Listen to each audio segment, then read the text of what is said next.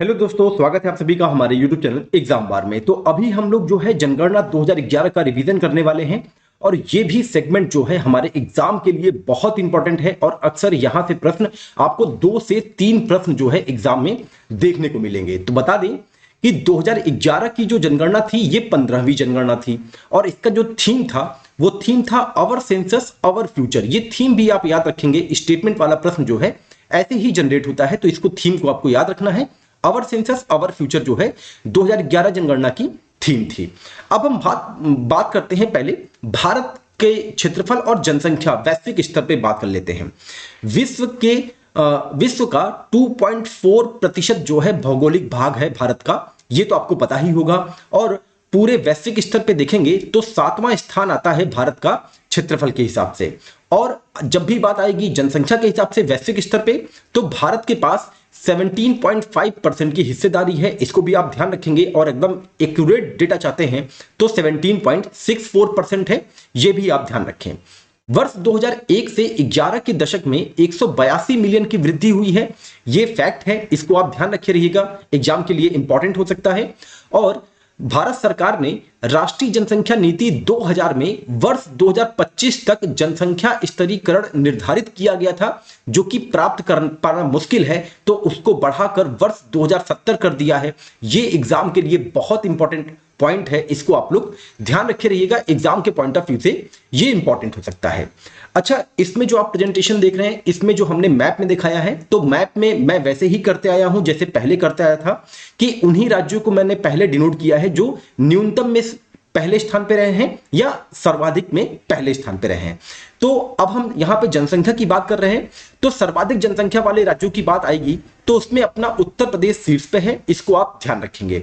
Maharashtra number 2 पे है, Bihar number 3 पे है, पश्चिम बंगाल नंबर 4 पे और आंध्र प्रदेश नंबर 5 पे है, ये आप ध्यान रखे रहिएगा। और वैश्विक स्तर पे देखेंगे तो उत्तर प्रदेश जो है जनसंख्या की दृष्टि से 5वां स्थान भी रखता है, जो कि जब हम यूपी की जनगणना कर रहे थे तो वहां पे हमने डिटेल में इन सब की बात भी की थी। और यहां पे भी आपको जैसे यूपी की जनगणना में जितना भी पीवाईक्यूज था वो आपको दिखाई दिए थे, तो यहां पे भी आपको पीवाईक्यूज कवर हो जाएंगे इजीली, ये आप लोग देख सकते हैं। अब यहां पे हमने बात कर लिया सर्वाधिक जनसंख्या की, फिर हम बात करते हैं न्यूनतम जनसंख्या की। तो न्यूनतम जनसंख्या में सिक्किम नंबर 1 पे है, ये आपको ध्यान रखना है। मिजोरम नंबर 2 पे है, अरुणाचल प्रदेश नंबर 3 पे है। ये 3 जो है न्यूनतम जनसंख्या वाले राज्य हैं, इनको आप ध्यान रखे रहिए। तो ये तो रही बात जनसंख्या की। तो जब जनसंख्या की बात कर रहे हैं तो जनघनत्व को कैसे छोड़ सकते हैं। सर्वाधिक जनघनत्व की जब भी बात आएगी तो जो है बिहार नंबर 1 पे है, 1106 यहां का जनघनत्व है, ये आप ध्यान रखेंगे। पश्चिम बंगाल नंबर 2 पे है, केरल नंबर 3 पे है, उत्तर प्रदेश का कौन सा स्थान है, 4था स्थान है, इसको आप लोग ध्यान रखे रहिएगा। और हरियाणा का जो है 5वां स्थान है। तो सर्वाधिक जनघनत्व में शीर्ष पे कौन है, बिहार है, और 5वें स्थान पे हरियाणा है, ऐसे आप लोग ध्यान रखेंगे। न्यूनतम जनघनत्व में शीर्ष राज्य कौन है, जहां पे सबसे कम जनघनत्व है, तो उसमें अरुणाचल प्रदेश है। यहां पे प्रति वर्ग किलोमीटर केवल 17 व्यक्ति पाए जाते हैं, इसको आप लोग ध्यान रखे रहिएगा। मिजोरम उसके बाद दूसरा स्थान रखता है, सिक्किम तीसरा स्थान रखता है, नागालैंड चौथा और हिमाचल प्रदेश जो है 5वां स्थान रखता है, इसको आप लोग ध्यान रखेंगे। तो यहां पे हमने सर्वाधिक जनसंख्या कर लिया, न्यूनतम जनसंख्या कर लिया, जनघनत्व सर्वाधिक कर लिया और जनघनत्व न्यूनतम कर लिया। अब हम चलते हैं सर्वाधिक दशकीय वृद्धि दर वाले राज्यों के बारे में। तो यहां पे जो पहला राज्य है सर्वाधिक दशकीय वृद्धि दर में, ये मेघालय है, शीर्ष नंबर पे बना हुआ है, इसको आप ध्यान रखेंगे। अरुणाचल प्रदेश दूसरे स्थान पे है, बिहार जो है तीसरे स्थान पे है, मणिपुर चौथे और जम्मू कश्मीर 5वें स्थान पे है। केवल एक बिहार है जो थोड़ा सा यहां पे आपको कंफ्यूज कर सकता है, लेकिन आपको ध्यान रखना है कि सर्वाधिक दशकीय वृद्धि दर वाले जो 5 राज्य है उसमें बिहार जो है तीसरा स्थान रखता है। अब बात कर लेते हैं न्यूनतम दशकीय वृद्धि वाले 5 राज्य कौन कौन से हैं। तो इसमें नागालैंड है, जिसका एकमात्र राज्य है देश का जिसमें नकारात्मक वृद्धि दर हुई थी, पहले स्थान पे है। केरल जो है दूसरे स्थान पे है, गोवा तीसरे स्थान पे है, आंध्र प्रदेश चौथे स्थान पे है और सिक्किम ये आपका जो है 5वें स्थान पे है, इसको आप लोग ध्यान रखे रहिएगा। तो अब हम आगे जो बात करने वाले हैं वो हम बात करने वाले हैं लिंगानुपात की। सर्वाधिक लिंगानुपात वाला जो राज्य है उसमें केरल जो है शीर्ष स्थान पे है 1084। उसके बाद दूसरे स्थान पे तमिलनाडु है, तीसरे स्थान पे आंध्र प्रदेश है, चौथे पे छत्तीसगढ़ और मेघालय जो है ये 5वें स्थान पे आता है। ये आप ध्यान रखे रहिएगा। सर्वाधिक तो हमने देख लिया, अब न्यूनतम भी देख लेते हैं। तो न्यूनतम के लिए हमको उत्तर भारत में आना पड़ेगा। यहां पे हरियाणा जो है नंबर 1 पे पड़ा हुआ है न्यूनतम लिंग अनुपात में, जम्मू कश्मीर नंबर 2 पे है, सिक्किम नंबर 3 पे है, पंजाब नंबर 4 पे और उत्तर प्रदेश का स्थान नंबर 5 पे है। जहां कहीं पे भी यूपी आएगा तो वो आपके एग्जाम आरओ के लिए इंपॉर्टेंट होगा। इसको आप लोग ध्यान रखे रहिएगा। और यूपी का सेंसस मैं अलग से करवा दिया हूं, अगर आपने उसको अभी तक नहीं देखा है तो लिंक डिस्क्रिप्शन बॉक्स में मिल जाएगा, जाके आप लोग जरूर देखें। तो यहां पे हम लोग लिंगानुपात की बात कर चुके हैं। अब हम बात कर लेते हैं शिशु लिंगानुपात की। तो बता दें कि न्यूनतम सर्वाधिक शिशु लिंगानुपात जो है ये भी हमको नॉर्थ ईस्ट में आना पड़ेगा। इसमें जो है अरुणाचल प्रदेश शीर्ष पे है नंबर 1 पे, ये आप ध्यान रखेंगे। मिजोरम नंबर 2 पे है, मेघालय नंबर 3 पे है, छत्तीसगढ़ नंबर 4 पे और केरल नंबर 5 पे है। इसको आप ध्यान रखेंगे सर्वाधिक शिशु लिंगानुपात में। न्यूनतम शिशु लिंगानुपात की बात आएगी तो इसमें भी हरियाणा शीर्ष पे है।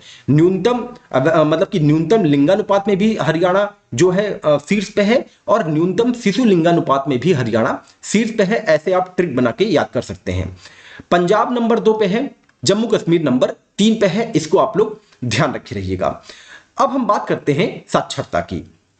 तो जब भी साक्षरता की बात आती है तो उसमें हम लोग जाते हैं साउथ में और यहां पे केरल है। तो सर्वाधिक साक्षरता दर जो है इसमें केरल नंबर शीर्ष पे है। इसको आप लोग ध्यान रखे रहिएगा ओवरऑल की जब भी बात होगी तो। मिजोरम नंबर 2 पे है, गोवा नंबर 3 पे है, त्रिपुरा नंबर 4 पे और हिमाचल प्रदेश नंबर 5 पे है सर्वाधिक साक्षरता दर में। और वहीं पे अगर न्यूनतम साक्षरता दर की बात आएगी तो जहां का जनघनत्व ज्यादा है यानी कि बिहार जो है न्यूनतम साक्षरता में शीर्ष पे है। इसको आप लोग ध्यान रखेंगे। उसके बाद नंबर आता है अरुणाचल प्रदेश का, फिर आता है राजस्थान का, उसके बाद झारखंड और फिर आंध्र प्रदेश जो है 5वें स्थान पे है न्यूनतम साक्षरता दर में। इसको आप लोग ध्यान रखे रहिएगा।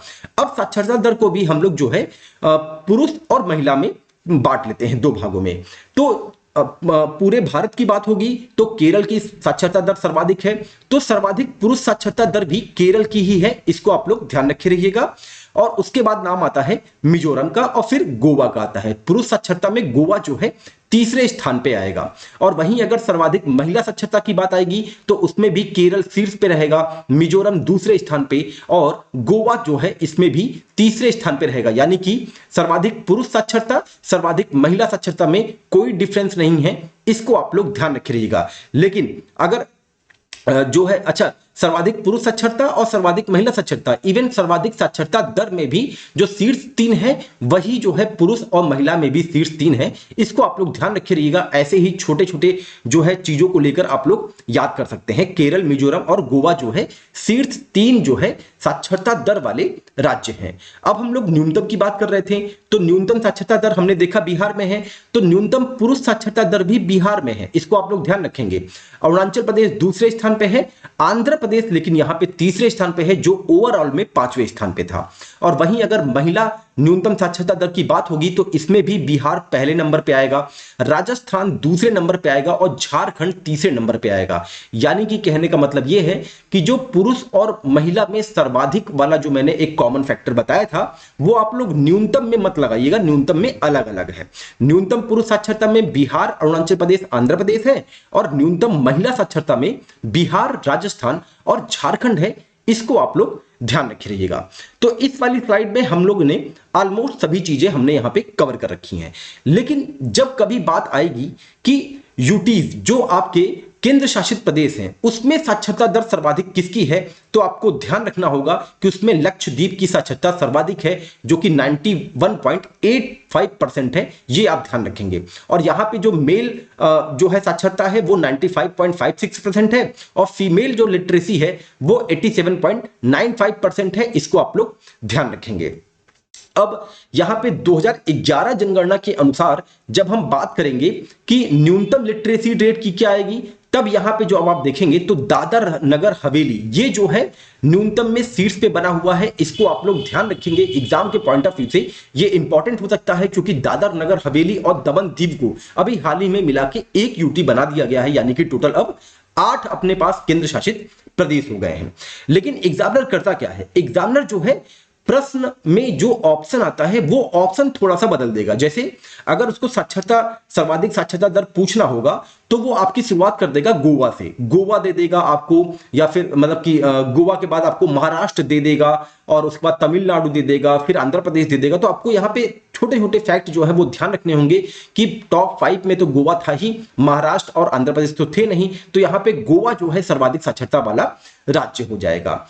ऐसे ही बता दें कि एक प्रश्न आया था, जो कि आया था कि सर्वाधिक मृत्यु जो है वो किस राज्य में है, और ऑप्शन क्या था? ऑप्शन था केरल, गोवा, महाराष्ट्र और तमिलनाडु। ये प्रश्न आया हुआ था। तो इसमें आप जब देखेंगे तो सर्वाधिक मृत्यु जो है वो महाराष्ट्र जो है, अरे सॉरी, तमिलनाडु इसका आंसर होगा, ये आप ध्यान रखेंगे। लेकिन ये जो है 2001 की जनगणना के अनुसार था, और वहीं पे अगर हम 2011 की जनगणना के अनुसार के अनुसार बात करेंगे तो एमपी का जो मृत्यु दर है वो सर्वाधिक है 43। इसको आप लोग ध्यान रखेंगे। यूपी और छत्तीसगढ़ का सेम है 38 है, वहीं पे असम और उड़ीसा का 36 है, और राजस्थान का 32 जो है मृत्यु दर है 1000 पे। इसको आप लोग ध्यान रखेंगे, ये एग्जाम के पॉइंट ऑफ व्यू से इंपॉर्टेंट हो सकता है। अब हम चलते हैं नेक्स्ट स्लाइड की ओर। ये आपको मैंने केवल एक ही मैप में मतलब कि प्रेजेंट करके बताया है, ताकि बहुत ही कम समय में हम लोग जो है 2011 की जनसंख्या का रिवीजन कर सकें। अब बता दें कि भारत की जो कुल ग्रामीण जनसंख्या है वो कितनी है? वो 833.75 मिलियन है, यानी कि 68.9%। इसको आप लोग ध्यान रखेंगे। और शहरी जो जनसंख्या है वो कितनी है? वो आपकी 377.1 मिलियन है। इसको आप लोग ध्यान रखेंगे, यानी कि 31.1%। ये एग्जाम में पूछे जाने वाला प्रश्न है, इसको आप लोग ध्यान रखें। लिंगानुपात की बात आएगी तो 2001 में जो लिंगानुपात था वो 933 था, वहीं 2011 में 10 बढ़ गया है, 943 हो गया है। शहर में कुल 29 की वृद्धि हुई है। शहर में पहले 2001 में 900 था, उसके बाद 2011 में 929 हो गया है। और वहीं ग्रामीण की बात आएगी तो 3 की वृद्धि हुई है, 946 से 949 पहुंच गया है। इसको आप लोग ध्यान रखेंगे, ये एग्जाम के लिए बहुत इंपॉर्टेंट होगा। अब हम बात करते हैं आपका यहां पे जो हम कुछ और फैक्ट लेंगे, मतलब कि जो पुराने प्रश्न पूछे गए हैं, जो पीवाईक्यूज हैं उससे, सेंसस से, तो पूछा गया था कि उत्तर प्रदेश में 10 लाख वाले शीर्ष महानगर कौन कौन से हैं। तो इसमें कानपुर पहले स्थान पे आएगा, लखनऊ दूसरे स्थान पे आएगा, गाजियाबाद तीसरे, आगरा चौथे, वाराणसी पांचवें, मेरठ छठवें और प्रयागराज जो है ये आपका 7वें स्थान पे आएगा। ये आप ध्यान रखे रहिएगा। यहां पे महानगर की बात कर रहे हैं, सर्वाधिक महानगर 10 लाख की जनसंख्या वाले। और लेकिन अगर शीर्ष जनसंख्या वाला जिला जब पूछा जाएगा उत्तर प्रदेश में तो वो जो है प्रयागराज रहेगा। ये तब यहां पे आपको कंफ्यूज नहीं होना है। उत्तर प्रदेश की जो शहरी जनसंख्या है उसका प्रतिशत पूछा था 22.3%। जो ग्रामीण जनसंख्या है उसका है 77.7%। ये आप ध्यान रखेंगे। सर्वाधिक शहरी प्रतिशत वाले जो राज्य हैं वो कौन कौन से हैं, ये प्रश्न आया हुआ है एग्जाम में। इसमें गोवा नंबर 1 पे है, ये आप ध्यान रखेंगे। मिजोरम नंबर 2 पे है, तमिलनाडु नंबर 3 पे है, केरल नंबर 4 पे और महाराष्ट्र नंबर 5 पे है। इसको आपको ध्यान रखना है। और जब भी न्यूनतम शहरी प्रतिशत जनसंख्या वालों की बात आएगी तो न्यूनतम जो है वो हिमाचल प्रदेश उसका आंसर होगा। इसको आप लोग ध्यान रखे रहिएगा। और हिमाचल प्रदेश में ही सर्वाधिक ग्रामीण जनसंख्या रहती है, ये भी आप ध्यान रखेंगे। एग्जाम के पॉइंट ऑफ व्यू से ये इंपॉर्टेंट होगा। बता दें कि 2011 की जनगणना के अनुसार 3 मेगा सिटीज हैं। कौन कौन सी हैं? मुंबई है, दिल्ली है और कोलकाता है। इसको आप ध्यान रखेंगे। 40 लाख से अधिक जनसंख्या वाले जो नगर महानगर हैं वो कौन कौन से हैं? मुंबई पहले नंबर पे है, दिल्ली दूसरे नंबर पे, कोलकाता तीसरे नंबर पे, चेन्नई चौथे, बेंगलुरु 5वें, हैदराबाद 6वें, अहमदाबाद 7वें, पुणे 8वें और सूरत जो है ये आपका 9वें नंबर पे है। इसको आप लोग ध्यान रखेंगे। केरल का जो लिंगानुपात है ये पूछा था। शहरी जो लिंगानुपात है वो 1091 है, ग्रामीण जो है ये 1078 है। इसको आप लोग ध्यान रखिएगा, ये एग्जाम के पॉइंट ऑफ व्यू से बहुत इंपॉर्टेंट है। एक प्रश्न आया था कि आयु भूकंप क्या होता है। तो आयु भूकंप वृद्धों का जनसंख्या के बढ़ते अनुपात को कहते हैं। इसको आप लोग ध्यान रखे रहिएगा, क्योंकि आयोग जो है अक्सर पुराने प्रश्नों का रिपीटेशन जरूर करता है और ये सारे प्रश्न जो है आपको एग्जाम में दोबारा देखने को मिल सकते हैं। उत्तर प्रदेश की लिटरेसी से रिलेटेड रैंक पूछा था कि पूरे भारतवर्ष में उत्तर प्रदेश कौन से स्थान पे है, तो 29वें स्थान पे है 2011 की जनगणना के अनुसार। इसको भी आप लोग ध्यान रखेंगे। वहीं एक प्रश्न और आया था, वो प्रश्न ये था कि आपको मतलब कि 4 ऑप्शन दिया था और पूछा गया था कि उत्तर प्रदेश की जो लिटरेसी है वो किस राज्य से अधिक है। तो उसमें जो ऑप्शन में जो राज्य थे वो थे उड़ीसा, राजस्थान, बिहार, ऐसे जो है ऑप्शन बनाए गए थे। तो उसमें उड़ीसा जो था वही आंसर था, क्योंकि उड़ीसा की जो लिटरेसी रेट है वो 72.9% है और यूपी की 67.7% थी। ये आप ध्यान रखेंगे एग्जाम के लिए, ये भी इंपॉर्टेंट हो सकता है। एक प्रश्न आया था एसटी एसटी को लेकर कि सर्वाधिक किस राज्य में एसटी आते हैं। ऑप्शन था अरुणाचल प्रदेश, मिजोरम, नागालैंड और मेघालय। तो उसका जो आंसर था वो अरुणाचल प्रदेश था। इसको आप लोग ध्यान रखेंगे। लेकिन अगर 2011 की जनगणना की बात आएगी तो सर्वाधिक जो एसटी है वो मध्य प्रदेश में है, इसको आपको ध्यान रखना है। उसके बाद महाराष्ट्र, फिर आपका आएगा उड़ीसा और उसके बाद गुजरात। ये आप ध्यान रखेंगे एग्जाम के पॉइंट ऑफ व्यू से, ये इंपॉर्टेंट होगा। और एससी की बात आएगी तो यूपी जो है उसमें शीर्ष पे है, इसको आप लोग ध्यान रखेंगे। ठीक है, यूपी शीर्ष पे है, वेस्ट बंगाल दूसरे नंबर पे, बिहार तीसरे और पंजाब जो है चौथे नंबर पे है। इसको आप लोग ध्यान रखे रहिएगा, एग्जाम के लिए ये इंपॉर्टेंट हो सकता है। 10 लाख से अधिक जनसंख्या वाले कुल 53 नगर हैं, इसको आप लोग ध्यान रखे रहिए, एग्जाम के लिए इंपॉर्टेंट होगा। उत्तर प्रदेश और केरल में 7-7 हैं, महाराष्ट्र में 6 जो है महानगर हैं, मध्य प्रदेश में 4 हैं, गुजरात में 4 हैं और तमिलनाडु में 4 हैं। तो और कुल जो है 53 महानगर है पूरे देश भर में 10 लाख से अधिक जनसंख्या वाले। ये आप लोग ध्यान रखेंगे, एग्जाम के लिए इंपॉर्टेंट होगा। सर्वाधिक जनसंख्या वृद्धि दर की जब बात आएगी तो बता दें कि 1971 में जो जनसंख्या वृद्धि दर थी वो 24.80% थी। उसके बाद 1981 में आप देख रहे हैं कि ये घट गई है, 24.66% हो गई है।